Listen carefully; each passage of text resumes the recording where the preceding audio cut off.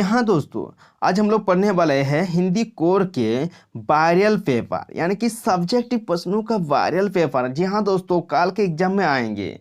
ऐसे क्वेश्चन की बात करने जा रहे हैं दोस्तों, जो आपके हिंदी ए में जो वायरल पेपर हो गया है, यानी कि वायरल प्रश्न हो गया है। प्रश्न क्या हो गया है? वायरल हो गया है।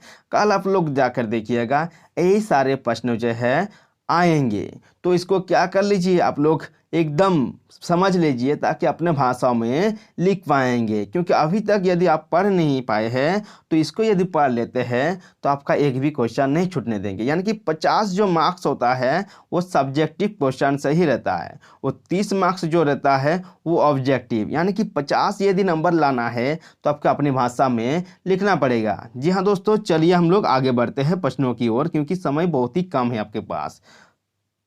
देखिए दोस्तों, यहाँ पर साफ साफ दिख रहा है, बाजार का जादू चढ़ने और उतरने पर मनुष्य पर क्या क्या असर पड़ता है। यानी कि जब बाजार का जादू चढ़ जाता है इंसान पर, तब उतरने पर, यानी कि बाजार का जब जादू चढ़ जाता है किस पर? मनुष्यों पर, तो क्या क्या असर पड़ता है। यानी कि साफ साफ बोल रहा है कि जब हम लोग देखिए, ये जो बाजार दर्शन है, जब कोई व्यक्ति बाजार जाता है तो बाजार में क्या आकर्षक वस्तुओं को देखकर वो बस में आ जाता है। लेकिन लेखक क्या होता है, वो बस में नहीं आते हैं, क्योंकि उसको क्या लगता है कि मुझे तो सभी लेना आता है, लेने का मन हो रहा है, लालच है। लेकिन क्या, तो चलिए आगे पढ़ते हैं, हम लोग इसको समझते हैं कि बाजार जादू चढ़ने और उतरने पर मनुष्य पर क्या क्या असर पड़ता है। बाजार का जादू चढ़ने पर मनुष्य बाजार के आकर्षक वस्तुओं के बस में आ जाते हैं। वो लालच में आकर गैर जरूरी चीज़ों को खरीद चला जाता है। परंतु जब जादू उतरता है तो उसे ज्ञात होता है कि वो वस्तु से उसे आराम देने की बजाय उसके आराम में खलल डालती है। यानी कि बाजार जब जाते हैं तो हमें जो चीज़ वस्तु लेनी है, लेकिन वो लेते ही है, साथ में हम लोग बहुत सारे गैर जरूरी चीज़ होते हैं जिसको हम लोग लेकर आ जाते हैं, लेकिन बाद में हम लोग पछताते बेकार में लेकर आए ना।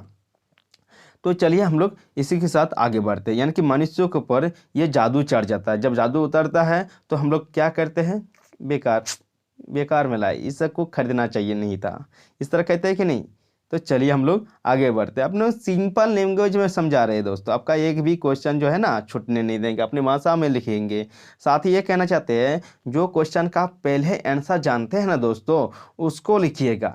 क्योंकि जो आपका मतलब क्वेश्चन के आंसर जांचेंगे तो आपको मतलब पता चल जाएगा कि वह अच्छा लिखा है। लेकिन पहले ही आप गलती लिख दीजिएगा, जो खराब है उसको लिख दीजिएगा, तो क्या जानेंगे कि पूरा ही खराब लिखा है, ये तो आपका एवरेज मार्किंग हो जाएगा। यानी कि दोस्तों, आपको पहले जो जानते हैं उसको लिखिए, अब बीच में ऐसे जगह पर घुसा दीजिए जिसको नहीं जानते, थोड़ा जानते हैं, उसको बीच में लिखिए, ताकि आपकी क्या होगा, वो नंबर उसी हिसाब से दिया जाएगा, अच्छा खासा मार्क्स आएगा। देखिए दोस्तों, अब देखिए, लेखक ने सीरीज के कालजाई अवधूत की तरह क्यों माना है। यानी कि लेखक ने सीरीज को कालजाई अवधूत की तरह क्यों माना है। लेखक ने सीरीज को कालजयी अवधूत यानी कि सन्यासी की तरह माना है, क्योंकि यानी कि अवधूत वह है जो सांसारिक मोहमाया से ऊपर होता है। श्री सन्यासी की तरह विषम परिस्थितियों में भी डटा रहता है। भयंकर गर्मी, उमस, लू आदि में भी उसका पेड़ फूलों से लदा हुआ मिलता है। यानी कि जो शीरीष के पेड़ होते हैं, आप लोग देखे होंगे, वो गर्मी के दिन में फूल मतलब खिलते हैं। देखिएगा, जो जो शीरीष के फूल है उसको किससे कंपेयर करके देखा है? तो सन्यासी से कंपेयर किया है, क्योंकि वो भी विषम परिस्थितियों में अपने आप को क्या करता है? डटा रखता है, जिस तरह शीरीष के फूल। यानी कि कालजाई अवधूत को भांति जीवन के अजयता को प्रचार करता रहता है। यानी कि जिस तरह शीरीष अपने जो गर्मी के दिनों में अपने खिलता है और अपनी जो परिस्थितियों से लड़कर क्या दिखाता है, संसार में खिली हुई मतलब अपनी जो प्रचार करता है, मतलब कैसे हम खिल रहे हैं परिस्थितियों से। यानी गर्मी, लू उस समय चलता है, उस समय उस परिस्थिति में भी डटे रहते हैं, जिस तरह सन्यासी भी अजयता का प्रचार करते रहते हैं। ठीक है, यानी कि जीवन को इस तरह से बना लेते हैं सन्यासी भी, शीरीष के फूल जैसा। यानी कि शीरीष के फूल जैसा। यही है कि लेखक शीरीष को क्या मानते हैं? सन्यासी की तरह क्यों माने हैं। तो इसलिए माने हैं कि सन्यासी भी विषम परिस्थितियों में क्या करते हैं? अपने आप को खड़ा रखते हैं, यानी कि डटे रखते हैं। नेक्स्ट है लेखक के मत से दास्ता यानी कि व्यापक परिभाषा क्या है। लेखक के अनुसार जो छुआछूत है अंबेडकर जी द्वारा लिखा गया है, तो जो अंबेडकर जी बोलते हैं कि लेखक के अनुसार दास्ता केवल कानूनी पराधीनता को ही नहीं कहा जा सकता।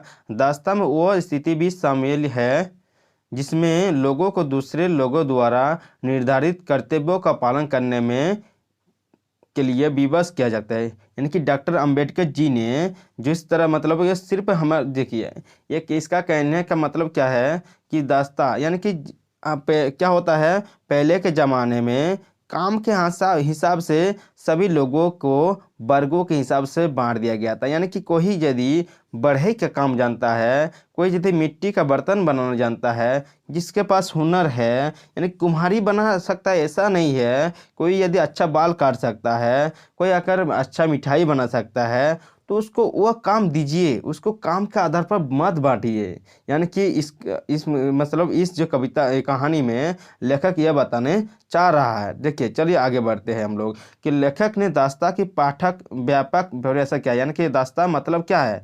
लेखक ने अनुसार दास्ता केवल कानूनी पराधीनता को ही नहीं कहा जा सकता। दास्ता जो है दास्ता में वो स्थिति भी शामिल है जिसमें लोगों को दूसरे लोगों द्वारा निर्धारित कर्तव्यों का पालन, ठीक है, निर्धारित कर्तव्यों का पालन करने के लिए भी विवश किया जाता है। यह स्थिति कानूनी पराधीनता के बाहर भी है। जाति प्रथा की तरह ऐसा वर्ग का होना भी संभव है जहां लोगों को अपनी इच्छा के विरुद्ध पेशा अपनाना पड़ता है। यानी कि लोगों को जो है जो आप समझाए उसी पर बेस्ड है एकदम, ठीक है। यानी कि यह स्थिति कानून पराधीनता के बाहर भी क्या है, यह विवश हो जाता है, ठीक है। यानी कि जाति प्रथा की तरह ऐसा वर्ग का होना भी संभव है जहां लोग अपनी इच्छा के विरुद्ध भी पेशा अपनाना पड़ता है। यानी कि दास्ता का मतलब यही हुआ कि जहां लोगों को अपनी इच्छा के विरुद्ध क्या करना पड़ता है, अभी बताए कि पेशा अपनाना पड़ता है। यानी कि जो उसका पेशा है वह भी क्या कंटिन्यू चलाना पड़ रहा है। मतलब पहले क्या होता था कि जिस तरह से जैसे मतलब उसके कोई एक मानते हैं कि कुम्हार जो हंडी बनाता है, ठीक है, मिट्टी का बर्तन बनता है, उसका जितना भी पूर्वज है वो भी क्या हंडी जी बनाएंगे। लेकिन कोई एक उसके घर में ऐसा हो गया, उसके पास हुनर हो गया कि वो और भी कुछ कलाकार चित्र बनाना पढ़ने में ठीक है, लेकिन उसको पहले के अनुसार पारंपरिक तरह से लोग क्या मानते थे, ये कुम्हार है तो कुम्हार जो है वो अपने पढ़ नहीं सकता है। यह परंपरा चला रहा था, यानी कि दास्तां चला रहा था, यानी कि ठीक है। तो उसको जो कानूनी तरीके से उसको क्या करना चाहिए, हम लोग को तोड़ना चाहिए। सिल्वर वेडिंग कहानी में लेखक क्या कहना चाहता है, तो सिल्वर वेडिंग जो कहानी में लेखक क्या कहना चाहता है, तो लेखक यही कहना चाहता है कि यदि नीति बदलती है, दुनिया में सम्मान से जीना चाहते हो तो नए परिवर्तनों को उचित बताने की बजाय उन्हें स्वीकार करो। यानी कि लेखक जो सिल्वर वेडिंग में कहता है कि आप यदि बदलना चाहते हो, यानी कि परिवर्तन को उचित बताने की बजाय उन्हें स्वीकारना चाहिए। हमें परिवर्तन को उचित, यानी कि परिवर्तन जो हो रहा है उसको अनुचित बताने के बजाय हमें क्या करना चाहिए, उसको स्वीकार करना चाहिए। क्योंकि दुनिया तो बदलती ही रहेगी ना, तो उसका हम लोग को क्या, परिवर्तन को क्या उस पर अनुचित बोलेंगे नहीं, उससे हम लोग क्या करेंगे, स्वीकारेंगे।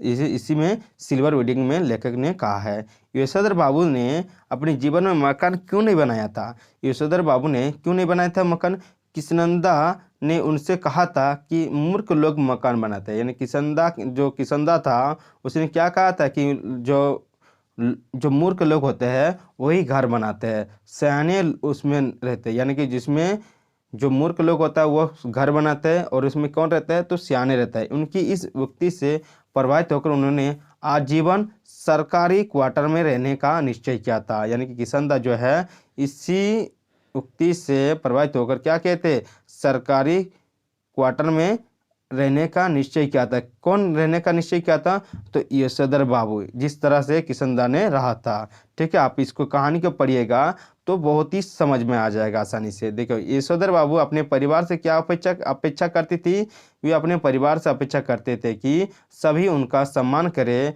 हर बात में उनकी राय ली जाए, बच्चे अपना वेतन लाकर उन्हें ही दे। यानी कि यशोधर बाबू चाहते थे कि सब कोई उनका सम्मान करे और बच्चे अपने हाथों से लाकर यशोधर बाबू को क्या करे, वेतन हाथ में दे। सिल्वर वेडिंग कहानी में किस प्रवृत्ति पर व्यंग किया गया है?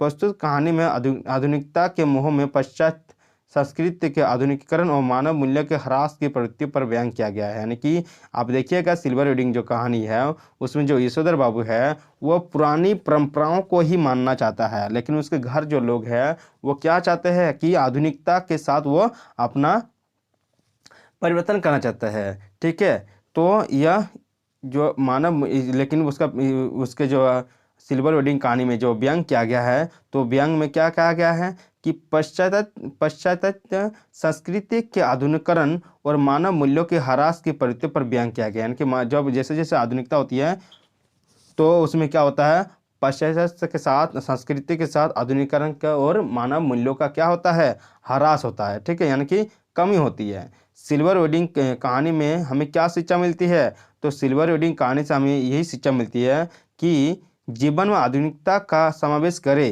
परंतु पाश्चात्य संस्कृति का आधुनिकीकरण ना करे। यानी कि जो पुरानी जो संस्कृति है हमारी उसका आधुनिकीकरण ना करे, यानी कि हमें आधुनिकीकरण करना चाहिए। यानी कि हमें जीवन के साथ ढलना, मतलब जैसे जैसे आधुनिक हो रहा है उसके साथ तो ढलना चाहिए, लेकिन संस्कृति को आधुनिकीकरण नहीं कर सकें।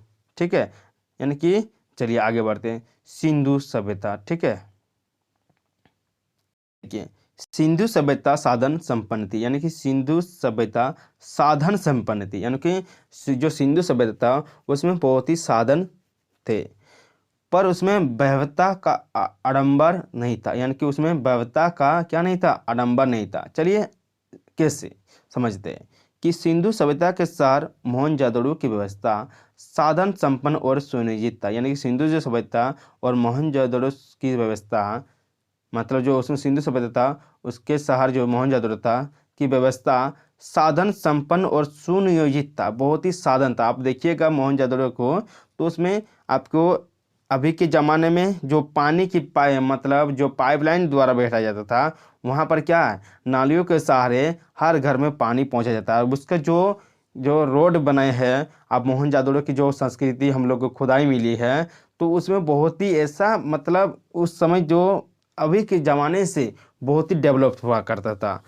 वहाँ की अन्न भंडारण व्यवस्था, जल निकासी की व्यवस्था अत्यंत विकसित और परिपक्व थी। अभी बताइए हम, हर निर्माण बड़ा सुनियोजन के साथ किया गया था। यानी कि ऐसा, मतलब जो वहाँ का ढांचा बनाया गया था उस समय बहुत ही मतलब लाजवाब था, जिससे अभी भी उस तरह नहीं है। अभी देखते हैं कितना गंदगी फैल जाता है, लेकिन उस समय कितना विकसित था सिंधु सभ्यता, जो हम लोग खोदने से मिला है।